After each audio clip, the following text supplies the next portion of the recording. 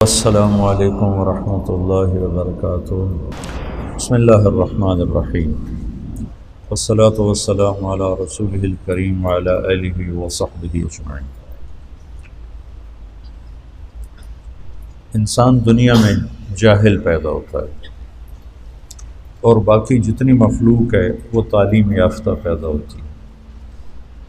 ہمارے بارے میں اللہ تعالیٰ فرماتے ہیں واللہ اخرجکم من بطون امہاتکم لا تعلمون شیئا۔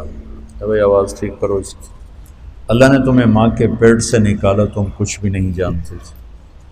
اب یہ علامہ ہے، یہ ڈاکٹر ہے، یہ سائنسدان ہے، یہ تاجر ہے، یہ سائنٹسٹ ہے، یہ فزیشین ہے، یہ سرجن ہے، یہ کتنے کچھ چیزیں ہوتی ہیں۔ ماں کے پیٹ سے جاہل پیدا ہوتے ہیں، باہر آ کے سیکھتے ہیں۔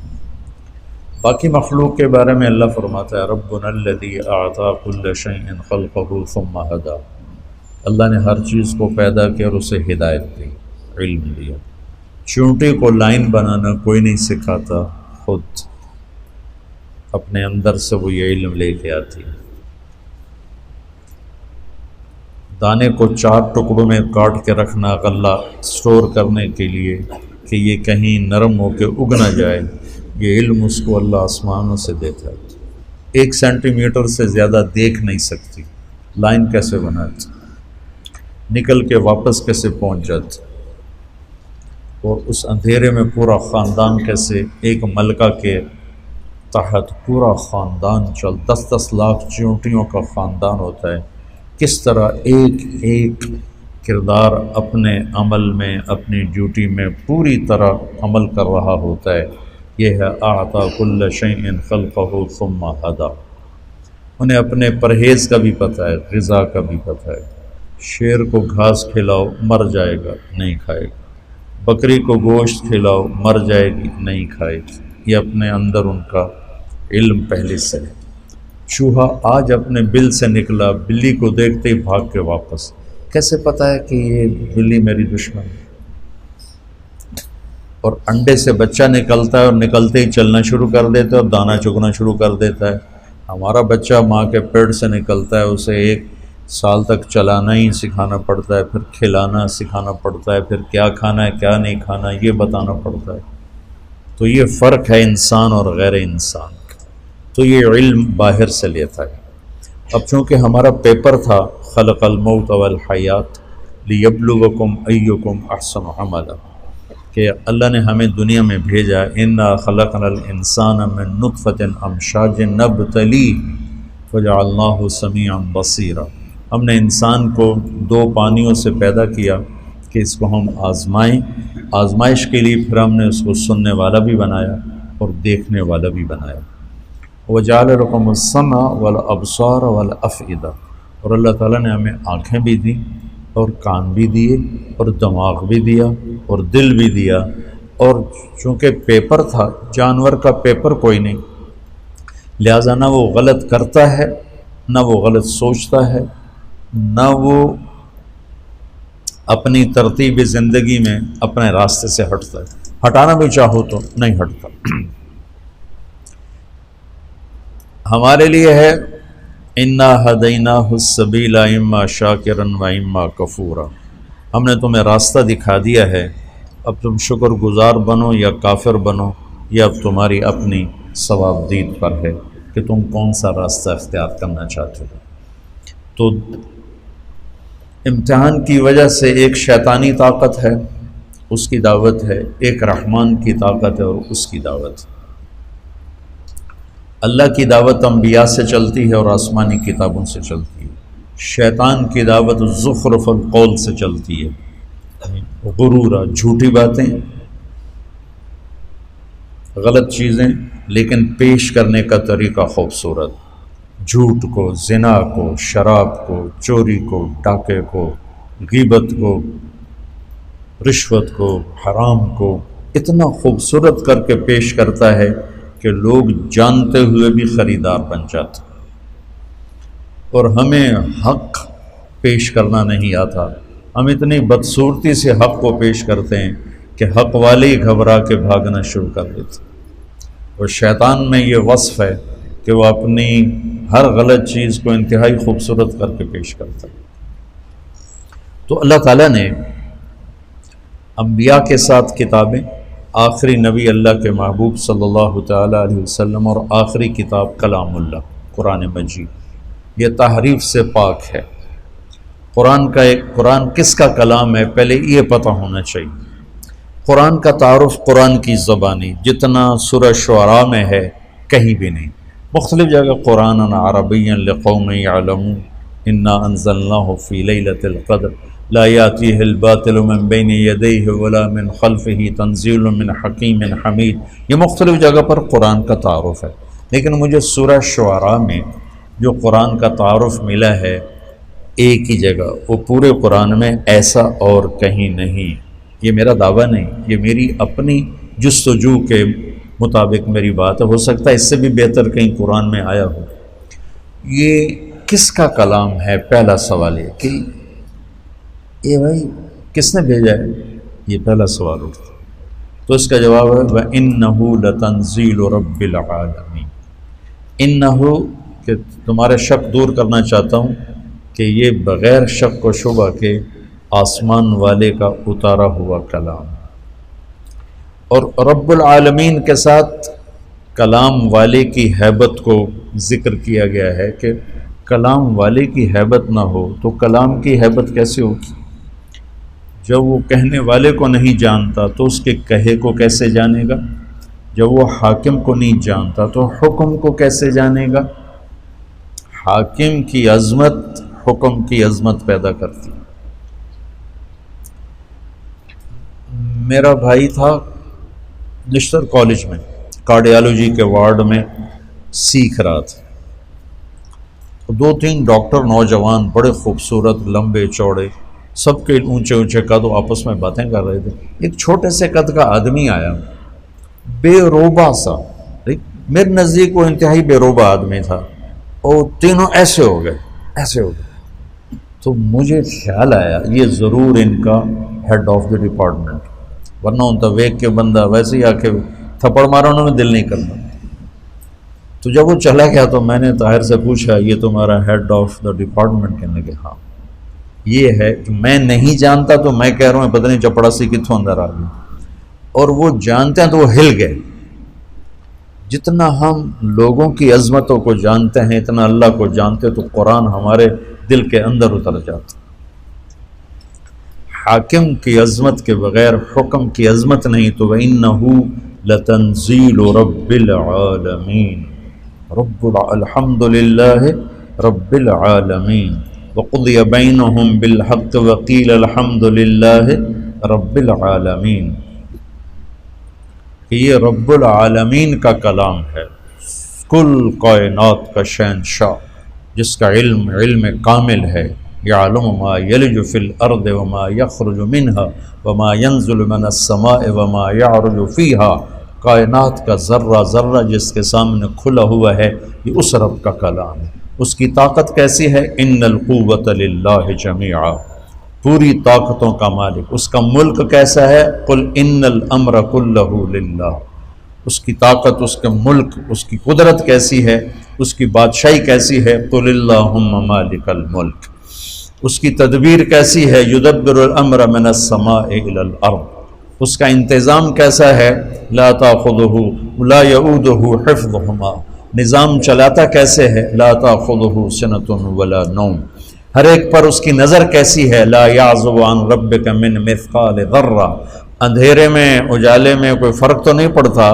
تو نہیں، سواء منکم من اسر القول ومن جہر بہ ومن هو مستخف باللیل وسارب بالنہار، تو وہ ایک ہی وقت میں ساری کائنات پر ایسا حاوی ہے کہ نہ غافل ہے، نہ جاہل ہے، نہ ظالم ہے، ظلم سے پاک ہے، جہل سے پاک ہے، غفلت سے پاک ہے۔ فَإِنَّهُ يَعْلَمُ السِّرَّ وَأَخْفَى، اتنا علم کامل ہے کہ زور سے بولو تو سنتا ہے، آہستہ بولو تو سنتا ہے، ہونٹ بند کر کے بولو اسے بھی سنتا ہے۔ میں نے ہونٹ بند کیے، میں نے کچھ کہا، میرے کانوں نے نہیں سنا، اللہ کہتا میں نے سنا ہے۔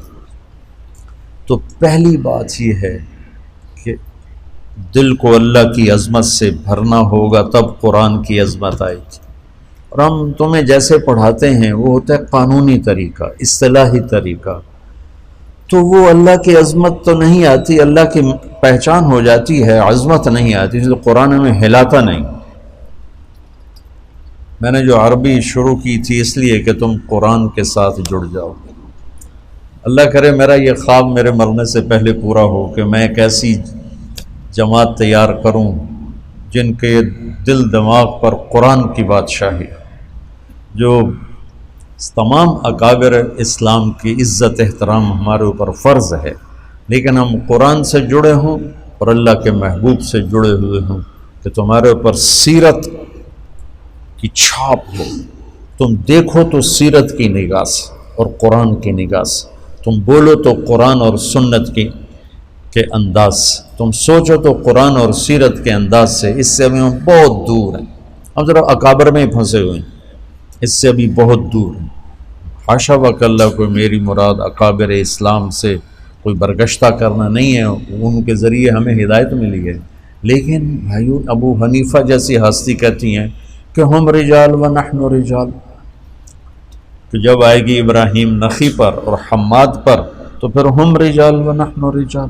اللہ کے نبی کی بات 100% لیں گے، صحابہ کی بات دیکھیں گے، جو اس میں راجح ہوگی وہ لیں گے، لیکن جب آئے گی بات طاؤس پر اور مکحول پر اور ابراہیم نخعی پر اور حماد پر تو پھر ہم رجال و نحن رجال۔ کیا خوبصورت بات، یہ نہیں کہ انہوں تکبر ان کا وہ بھی جستجو کریں گے، ہم بھی جستجو کریں گے۔ تو اللہ کی عظمت اللہ کے تذکروں سے زندہ ہوتی، پھر قرآن کی عظمت پیدا ہوگی۔ وَإِنَّهُ لَتَنزِيلُ رَبِّ الْعَالَمِينَ۔ یہ لایا کون ہے؟ اللہ تو آسمانوں پر ہے، نبی ہماری زمینوں پر ہیں، تو یہ کون لایا ہے؟ تو اس کا جواب ہے نزل بہ الروح الامین۔ کس کا کلام ہے؟ انہ لتنزیل رب العالمین۔ کون لایا ہے؟ نزل بہ الروح الامین، جبریل فرشتہ۔ کس کے پاس آیا ہے یہ کلام؟ کس کے پاس آیا ہے؟ علی قلبک، یہ ہمارے نبی پاک صلی اللہ علیہ وسلم کے دل پر اترا ہے۔ علی قلبک، آپ کے دل پر اترا ہے، پھر لفظ بن کر آپ کی زبان سے نکلا ہے۔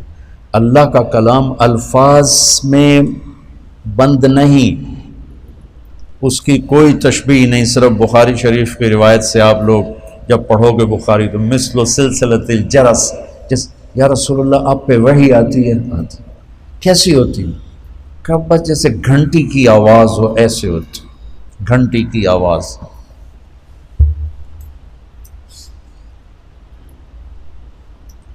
پھر جب آپ ہوش میں آتے ہیں تو وہ الفاظ بن کر زبان پہ آتے ہیں۔ یہ اللہ کی زبان سے تورات نہیں نکلی، اللہ کی زبان سے زبور نہیں نکلی، اللہ کی زبان سے انجیل نہیں نکلی، آسمان پہ لکھوائی گئی کتابیں اور اتار دی گئیں۔ کلام وہ ہوتا ہے جو زبان سے ادا ہو۔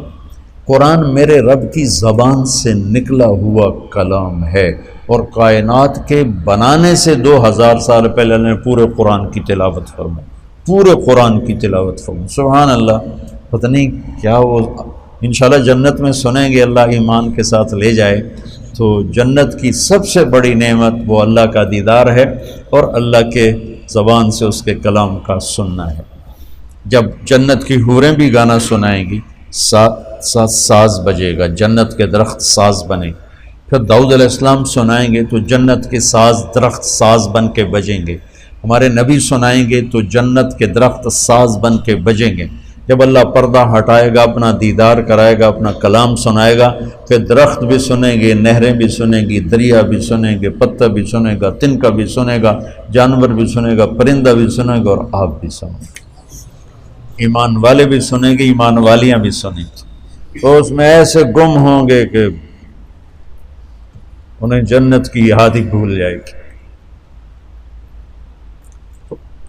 تو تورات زبان سے نہیں نکلی، انجیل زبان سے نہیں، زبور زبان سے نہیں، لکھوائی گئی، اس سے تو وہ تبدیل ہو گئی، اور وہ مٹ گئیں. اگر وہ اللہ کی زبان سے نکلی ہوتی تو کبھی اللہ کے کلام کو بدلا نہیں جا سکتا. اللہ کی ہر صفت ناقابل تبدیل ہے. اللہ کی ہر صفت ناقابل تبدیل ہے. اللہ کی ہر صفت تغیر تبدل سے پاک ہے. قرآن چونکہ اللہ کی زبان سے نکلا ہوا کلام ہے، اسے بدلنے کی لاکھوں کروڑوں کوششیں کی گئیں، کوئی کامیابی نہیں، کوئی ایک کوشش کامیاب نہیں کہ یہ میرے رب کا کلام ہے، علی قلبک، میرے نبی کے دل پر اترا ہے. آخری سوال، کیوں آیا ہے؟ کیوں آیا ہے؟ لِتَكُونَ مِنَ الْمُنذِرِينَ. سبحان اللہ. انذار کیا ہے؟ آگے ایک زندگی آ رہی، اس زندگی کے بارے میں خبردار کرنا کہ دیکھو بھائی وہاں بہت بڑا نفع ہے، ہمیشہ کی زندگی جنت، وہاں بہت بڑا نقصان ہے، ہمیشہ کی زندگی آگ. تو قرآن کا مقصد ہے زندگی کا طریقہ، وہ طریقہ بتانا، خبردار کرنا. کس چیز سے خبردار کرنا؟ زندگی کے اس طریقے سے خبردار کرنا جس پر چل کے ہم سب دنیا میں بھی سکون سے رہیں اور جنت میں بھی کامیابی کے ساتھ پہنچ جائیں. جس طریقے پر چل کر دنیا کی مشقتیں اور دنیا کی مصیبتوں سے بچیں اور جہنم کی آگ سے بچ کر جنت میں جانے والے بن جائیں. قرآن اس لیے آیا ہے، ان ھذا القرآن یہدی للتی ہی اقوم. بہت سے رہبر بیٹھے ہوئے ہیں یہاں، تو قرآن، اللہ کہتا ہے کہ قرآن وہ رہبر ہے جو سیدھا راستہ دکھاتا ہے. قرآن کا چیلنج آج تک باقی. کتنی سائنس ٹیکنالوجی بڑھ چکی ہے، اب تو کمپیوٹر کے ذریعے سے اعلیٰ عبارت تیار کر لو، کمپیوٹر کے ذریعے سے آسمان کے تارے توڑ کے لے آؤ. اور قرآن کا چیلنج آج بھی باقی ہے، فاتو بصورت من مثلہ، کہ یہ میرے رب کا کلام ہے، ایک صورت ایسی لے آؤ، انا اعطینا جیسی 3 آیات کی صورت لے آؤ. آج اتنے بڑے سورسز سائنس ٹیکنالوجی کے باوجود اس چیلنج کو کوئی نہیں توڑ سکتا. ہر چیلنج ٹوٹا ہے، ہر ریکارڈ ٹوٹا ہے، ہر ریکارڈ. وہ یوسف کو شوق ہے نا کرکٹ کا، بیٹے میرے کو، تو وہ سعید انور سے اس کو بڑی محبت تھی، تو اس کا ریکارڈ تھا 194 ون ڈے میں. تو وہ آیا میرے پاس، گھبرایا، وہ اس کا ریکارڈ برابر کر دیا فلاں نے. میں کہ پتر میں تو نہیں پتا ریکارڈ ہوندہ ہی کی. وہ گھبرایا، اس کا ریکارڈ برابر کر دیا. 4 دن بعد پتہ لگا کسی نے توڑ دیا. میں نے کہا بیٹا ریکارڈ ٹوٹنے کے لیے ہوتے ہیں، چیلنج ٹوٹنے کے لیے ہوتے ہیں. ایک چیلنج باقی ہے جو آج تک اسے کوئی چیلنج کر نہیں سکا. اور آج تک یہ تو بہت لکھا ہوا ہے کہ قرآن غلط ہے، یہ نبی کا کلام نہیں، یہ اللہ کا کلام نہیں ہے، غیر مسلموں نے لکھا ہے، یہ محمد کا اپنا کلام ہے. میں نے بہت پہلے 98 میں ایک کتاب پڑھی، الی من هو دونہ، ان کے نام جو ہم سے نیچے ہیں، ان کے نام جو ہم سے نیچے ہیں. ایک نصرانی عربی نے وہ کتاب لکھی تھی، اس میں قرآن پہ قرآن یہ ہے، قرآن یہ ہے، قرآن یہ ہے، لیکن اس جیسا لا کے دکھا دو یہ آج تک کوئی نہیں کر سکا. اگر یہ محمد صلی اللہ علیہ وسلم کا کلام ہے تو وہ ایک بشر تھے، ایک انسان تھے. تو آج تمہارے پاس کمپیوٹر کے اتنے بڑی ٹیکنالوجی ہے کہ تم کیا سے کیا تارے توڑ کے دکھا رہے ہو. تو قرآن کے لیے ایک کے بار ایک سطر لے آؤ، ایک سطر. تو یہ قرآن کا چیلنج آج تک باقی ہے، اسے کوئی اسے نہیں توڑ سکتا.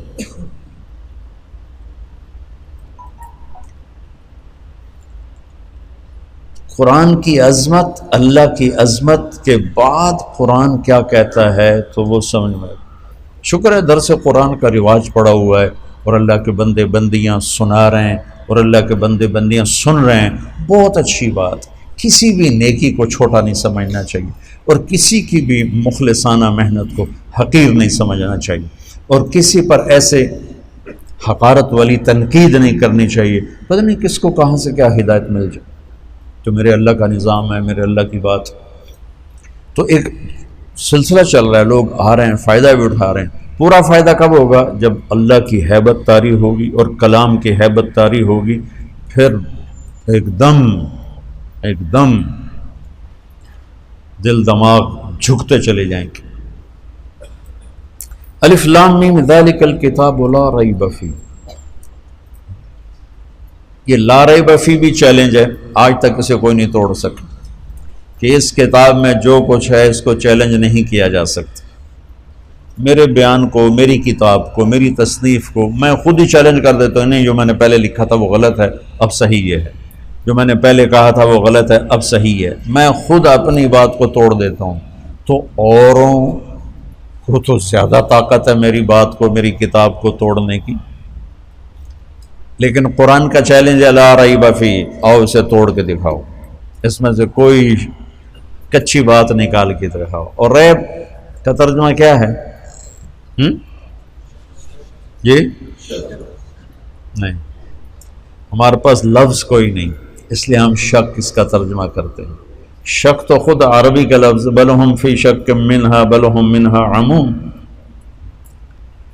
دماغی تردد، خلجان، بے چینی کے لیے 3 لفظ ہیں عربی میں، 3: شک، مریا، ریب، یہ 3 لفظ ہیں۔ دماغ میں کوئی چیز اٹک گئی ہے، واضح نہیں ہو رہی، اس کے 3 درجے ہیں، ان 3 درجوں کے لیے 3 لفظ ہیں۔ شک جب انتہائی شدید کیفیت ہو، کچھ پتہ نہ چل رہا، اس کیفیت کو عربی میں شک کہتے ہیں۔ مدرسہ حسنین جانا ہے، وہاں چوک پہ کھڑے ہوئے ہیں، کوئی پتہ نہیں، ادھر جانا ہے، ادھر جانا ہے، ادھر جانا ہے، اس کیفیت کو شک کہتے ہیں۔ اس سے نچلا درجہ ہے مریا۔ مریا کیا ہے کہ لگتا ہے یہ راستہ ہے، لیکن یار ابھی کوئی پکا پتہ کوئی نہیں ہے۔ وہ کسی سے پوچھتا ہے یا خود دماغ میں ایک کیفیت پیدا ہوتی ہے، میرے خیال میں یہ جو راستہ جا رہا ہے نا، یہ میرے خیال میں حسنین مدرسے کو جا رہا ہے، لیکن ہو سکتا ہے یہ بھی ہو۔ تو دماغ کی پہلے کیفیت یہ تھی، یعنی کوئی جہت، کوئی طرف وزنی نہیں تھی، بلکہ ایسے پتہ نہیں یہ ہے کہ پتہ نہیں یہ ہے، پتہ نہیں یہ ہے کہ یہ ہے، اس کو شک۔ اب یہ ہو گیا کہ یار یہ ہے راستہ، چلو پتہ کرتے ہیں۔ اس کیفیت کو کہتے ہیں مریا۔ کیا کہتے ہیں؟ بولو۔ فلا تکن فی مریۃ من لقاء ربک، مریا قرآن نے استعمال کیا۔ تیسرا ہے لا ریب،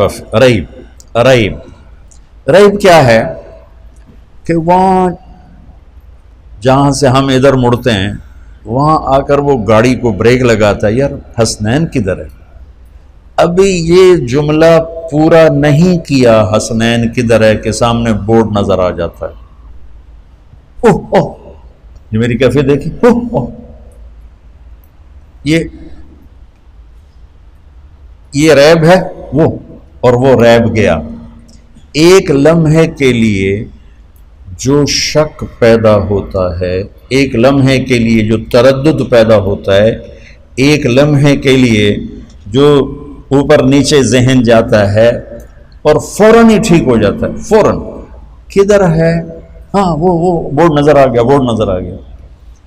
اس ادنا سے وقت میں خفیف سی شک کی کیفیت کو عربی میں ریب کہتے ہیں۔